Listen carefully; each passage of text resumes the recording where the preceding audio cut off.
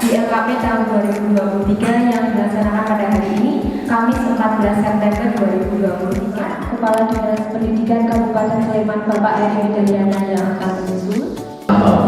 Ya, dengan keberadaan lembaga kursus dan pelatihan yang ada di Kabupaten Sleman yang sekarang ini cukup banyak. Dan itu melengkapi bagaimana pelayanan pada masyarakat terkait dengan kompetensi yang diharapkan. Monggo ini kita sikapi. Terima kasih. Semoga lembaga Ibu Bapak semakin maju, masyarakat yang mengakses layanan pendidikan juga bisa mendapatkan layanan baik, mereka juga semakin maju ke depan. Terima kasih, sukses semuanya. Mohon maaf, saya kembalikan. Saya beri assalamualaikum warahmatullahi wabarakatuh.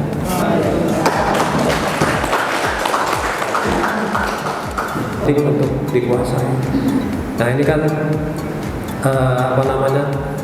peserta didik yang memang kalau dia sudah punya soft skill, sudah punya kemampuan untuk itu, akhirnya mereka bisa mengikuti dengan mudah, bisa melaksanakan atau memecahkan masalah dengan tidak terlalu sulit seperti itu.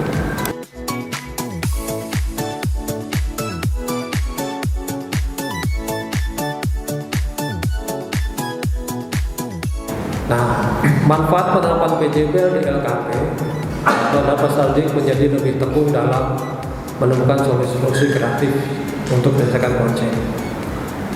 Yang kedua adalah peserta didik menjadi lebih aktif dalam berdiskusi, menyelidiki, dan bertukar pendapat untuk memecahkan permasalahan yang bersifat nyata. Mengenai pembelajaran berbasis PJBL ini, yang dimana kalau di LP3 College Jakarta itu ada, untuk sekarang ada 3 jurusan, itu administrasi, komputer, sama bisnis. Nah, untuk PJBL ini sendiri, menurut Bapak, bagaimana kami bisa menerapkan hal ini? Apakah hanya dalam satu mata ajar saja, atau memang semua mata ajar harus dikaitkan dengan PJBL ini? Mungkin itu Bapak. Itu bisa dilakukan di semua pembelajaran yang nanti menghasilkan produk atau jasa. Kan itu kan bentuknya entrepreneur kan MC ya, MC atau apa ya? Hasilnya apa nanti? Entrepreneur itu berusaha, usaha kan? Tapi untuk jurusannya sendiri itu fokus ke administrasi, terus khusus di bidang. Tidak, kalau TEPA nanti baru mengesan produk sesuai dengan yang ada di industri. Baik. Kita sudah melaksanakan dalam rangka apa? Dalam rangka bahwa ya kami ingin menyiapkan peserta didik kita itu untuk siap bekerja. Kami mencoba mendekatkan itu supaya mereka terbiasa. Nah, kebetulan saya juga guru gitu. Kalau menurut mbahnya ilmu vokasi itu ada Vygotsky gitu menyatakan bahwa alumni atau lulusan vokasi itu akan disebut kompeten, akan berhasil kompeten itu bila ada 7 syarat. Yang pertama, harus diajar orang yang dari industri, orang yang punya pengalaman, harus diajar dengan alat yang sesuai industri, harus diajar dengan iklim yang sesuai industri, misalnya jam kerjanya harus disesuaikan dengan jam kerjanya. Sementara kalau hari ini kita belajar donat saja, tidak diperlakukan seperti di industri, ya berhenti gitu loh. Tidak ada rotasi lagi. Tadi sudah diterangkan tentang filosofi dan tentang PJBL ya di sana. Sebentar. Nah, kemudian kalau di lembaga kami penerapannya seperti ini. Nah, yang pertama kami menyusun panduan dan video tutorial karena background dari instruktur kami tentu saja tidak semua pendidik ya. Yang pendidik itu saya, Miss Fitri, dan beberapa ya. Lainnya ada yang praktisi, ada yang chef gitu. Jadi ketika saya berbuih bilang, ayo ngaku PJBL, mereka nggak mudeng gitu ya. Maka kita buatkan videonya. Penampilan menarik tetapi harga yang terjangkau. peserta didik itu harus diberi pengalaman seperti di industri supaya mereka itu berhasil. Maka dulu kita menciptakan pendekatan model pembelajaran dengan anak-anak kita beri project gitu. Walaupun kami belum menyebutnya tahun 2020, sebelum 2020 menyebutnya project based learning belum gitu ya. Tapi pokoknya harus membuat project ini, dan biasanya project itu 2 kali, project di pelajaran menu manajemen menu dan food costing, dan satu lagi adalah final project sebelum mereka lulus.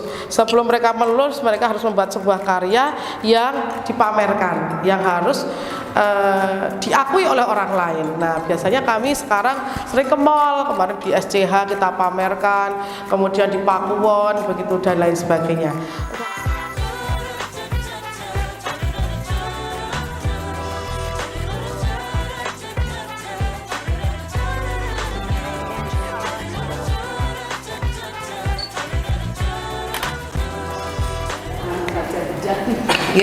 Jadi sepertinya mungkin Bapak Ibu, saya yakin di lingkungannya ada yang sudah melakukan ya. Kadang hanya sintaknya belum komplit gitu ya.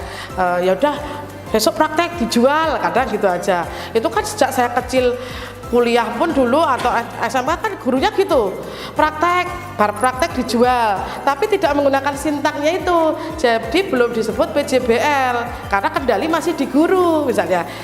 Dan hari ini praktek donat, masak donat, wes didol gitu. Nah itu kan kendali bukan di siswa, itu kendali di guru. Jadi bukan PJBL ya. Jadi belum PJBL. Ditanyakan, disanggah atau menjadi bahan diskusi kita, silahkan. Monggo. Mungkin di kuliah dengan kami berbeda ya, karena kami orientasinya di jasa ya, dengan produk itu. Kemudian kita waktunya lebih singkat juga. Nah, ini kalau di BFD tadi kan sintaknya sudah lengkap sekali ya. Ya, untuk pesertanya itu kan berkelompok gitu ya. Jadi kalau punya masalah kan bisa dipecahkan bersama ya. Kalau didampingan mungkin sendiri kayak gitu. Itu kalau Mbak ini tadi bilang kan kalau PJBL harus kelompok ya, seperti itu. Nah, itu bisa disebut PJBL juga apa enggak gitu. Kalau persendiri sebenarnya bisa, tetapi dengan proyeknya yang lebih sederhana. Nah, PJBL itu juga tidak harus dijual sebenarnya. Jadi kalau kita PJBL itu bisa diterapkan di semua level pendidikan. Kalau dengan aneka topping, nah itu nanti akan berkembang. Dia punya gambaran di awal dulu. Sehingga di dalam tahapannya tersebut, instruktur dan peserta didik pasti akan selalu berkomunikasi. Misalnya, Miss, saya hari ini dapat pesanan sekian gitu. Nah, gimana? Nah, kira-kira, kadang peserta didik itu konsultasi, kira-kira kalau misalnya tak jual sekian harus dipakai ongkir enggak, dan seterusnya. Terus alatnya, misalnya karena ini kan belum dapat alat ya di proses ini, boleh nggak pinjam di sekolah misalnya.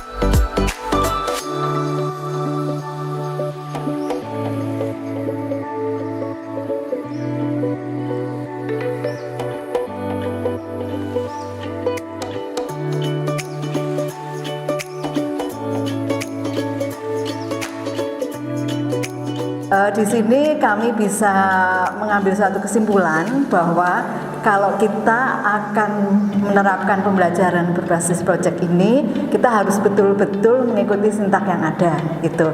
Nah, terima kasih sekali. Saya kayaknya tidak ada pertanyaan ya, karena memang sudah cukup jelas. Saya kira Bapak Ibu juga diam kita semua itu bukan diam bingung Bu, kita sudah cukup jelas. Sudah cukup jelas. Mudah-mudahan nanti dari apa yang kita peroleh pada hari ini bisa betul-betul kami bisa mengembangkan, kemudian kita bisa mengaplikasikan sesuai dengan di kondisi kita masing-masing.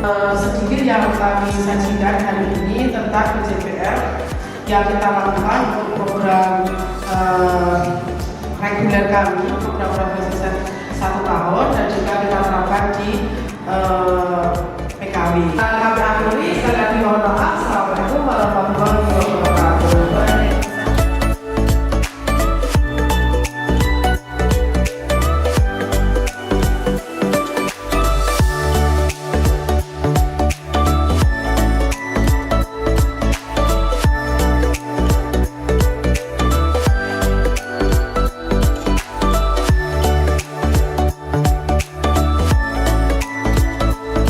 Generasi kuat menguatkan Indonesia.